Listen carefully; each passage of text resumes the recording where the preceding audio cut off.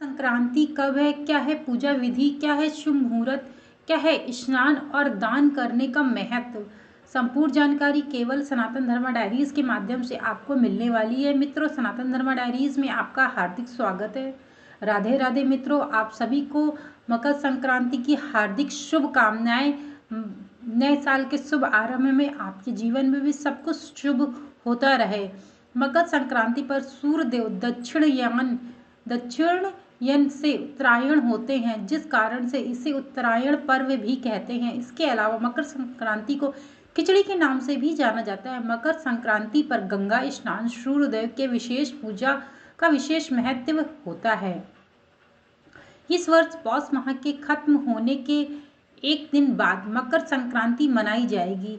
13 जनवरी को पौष पूर्णिमा और फिर इसके अगले दिन मकर संक्रांति है। इस वर्ष प्रयागराज में महाकुंभ भी शुरू हो चुका है। 13 जनवरी को पौष पूर्णिमा के साथ महाकुंभ की शुरुआत भी हो जाएगी। इसके एक दिन बाद मकर संक्रांति के दिन पहला शाही स्नान है। मकर संक्रांति पर साधु संत और गृहस्थ जीवन जीने वाले लोग गंगा, यमुना, त्रिवेणी, नर्मदा और क्षिप्रा जैसी अन्य पवित्र नदियों में स्नान करके पुण्य लाभ की प्राप्ति करते हैं। हिंदू धर्म में मकर संक्रांति के त्योहार का विशेष महत्व होता है।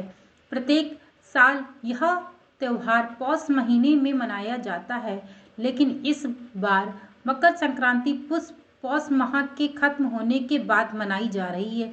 हिंदू पंचांग के अनुसार इस सूर्य धनु राशि की अपनी यात्रा को विराम देकर के मकर राशि में प्रवेश करते हैं, जिसे मकर संक्रांति के नाम से जाना जाता है।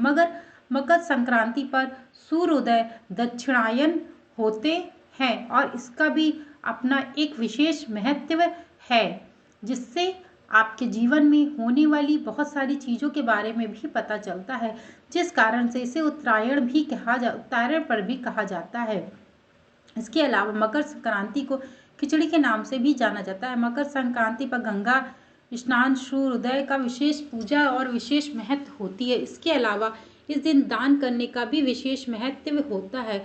आइए जानते हैं कि मकर संक्रांति पर पूजा विधि और स्नान का शुभ मुहूर्त क्या है।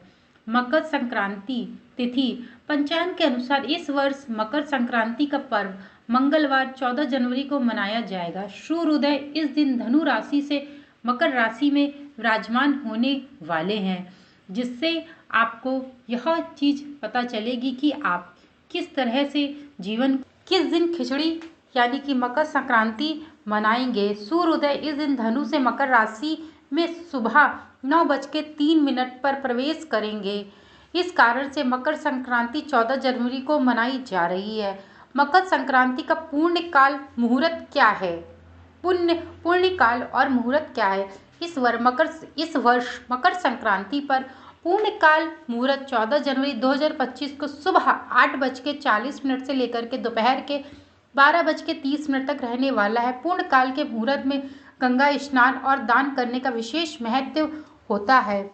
महापूर्ण काल मुहूर्त मकर संक्रांति पर महापूर्ण काल का शुभ मुहूर्त 8:40 से 9:04 तक रहने वाला है। यदि कोई व्यक्ति महापूर्ण काल में स्नान करता है और अपने देवी देवताओं का पूजन करता है और साथ में वह दान भी करता है, महापूर्ण काल में जो भी व्यक्ति स्नान और दान करता है तो उसके जीवन से मुक्ति के रास्ते खुलते चले जाते हैं और नर्क के रास्ते बंद हो जाते हैं। मकर संक्रांति 2025 में दान और स्नान का शुभ मुहूर्त क्या है, यह भी आप अवश्य जान लीजिए। मकर संक्रांति पर स्नान और दान करने का विशेष महत्व होता है। इस दिन बिना गंगा स्नान दान के मकर संक्रांति का पूरा लाभ नहीं मिलता है। मकर संक्रांति पर सुबह सुबह स्नान करने के विशेष महत्व होते हैं। 14 जनवरी को मकर संक्रांति पर गंगा स्नान के लिए शुभ मुहूर्त सुबह 9:03 से लेकर के सुबह 10:48 तक रहने वाला है। वहीं पवित्र नदियों में मकर संक्रांति के दिन स्नान करने के बाद सूर्योदय को जल अर्पित करना और तिल का दान करने से विशेष पुण्य की प्राप्ति होती है। कहा जाता है कि यदि जो भी व्यक्ति गंगा स्नान करता है उसके पुण्य 4 गुना बढ़ जाते हैं। यदि कोई व्यक्ति गंगा जाने में असमर्थ हो, गंगा जी के स्नान करने में असमर्थ हो, तो यदि उसके घर पे ही गंगा जल रखा हो तो वह अपनी बाल्टी में डाल करके स्नान अवश्य ही कर सकता है। इसमें कोई बुरी बात नहीं। कहा जाता है मन चंगा तो कटौती में गंगा, यानी कि जहाँ माँ गंगा की आप स्तुति करेंगे वहाँ ही गंगा माँ आपके लिए विराजमान हो जाएंगी। इस बात का अवश्य ध्यान रखिएगा। और अब मैं आपको बताऊंगी कि आखिरकार पूजा विधि क्या है। मकर संक्रांति की संपूर्ण पूजा विधि क्या रहने वाली है। मकर संक्रांति का पर्व हिंदू धर्म में विशेष महत्व रखता है।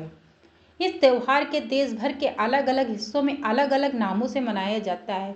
मकर संक्रांति पर सूर्योदय की विधि विधान के साथ पूजा करने का महत्व है।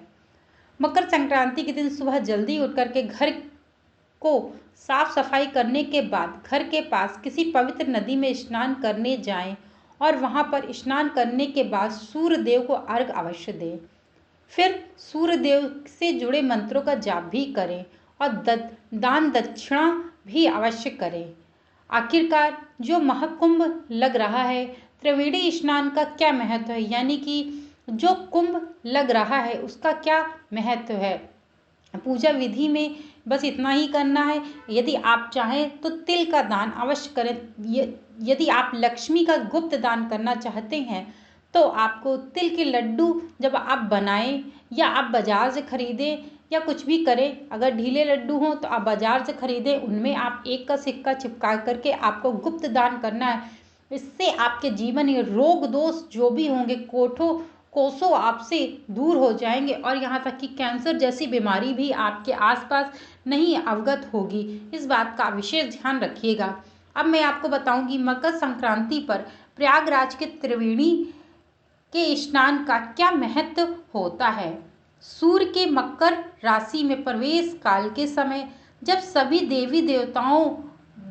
सभी देवों के दिन का शुभ आरंभ होता है तो तीनों लोकों में प्रतिष्ठा गंगा यमुना और सरस्वती के पावन संगम तट त्रिवेणी पर 60,000 तीर्थ और 60 करोड़ नदियां, सभी देवी देवताओं यक्ष गंधर्व नाग किन्नर आदि तीर्थ राज प्रयाग में एकत्रित होकर के गंगा यमुना सरस्वती के पावन संगम तट पर स्नान जाप और दान पूर्ण कर अपना जीवन धन्य करते हैं। तभी इसे तीर्थों का महाकुंभ कहा जाता है।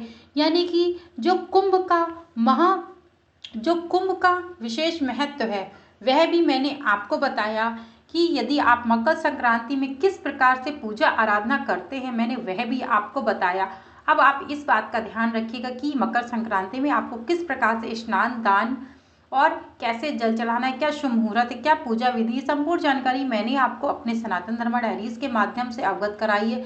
यदि मेरे द्वारा दी गई ये छोटी सी जानकारी आप लोगों को पसंद आएगी तो चैनल को लाइक शेयर सब्सक्राइब करना मत भूलिएगा। Thank you so much video को वॉच करने के लिए।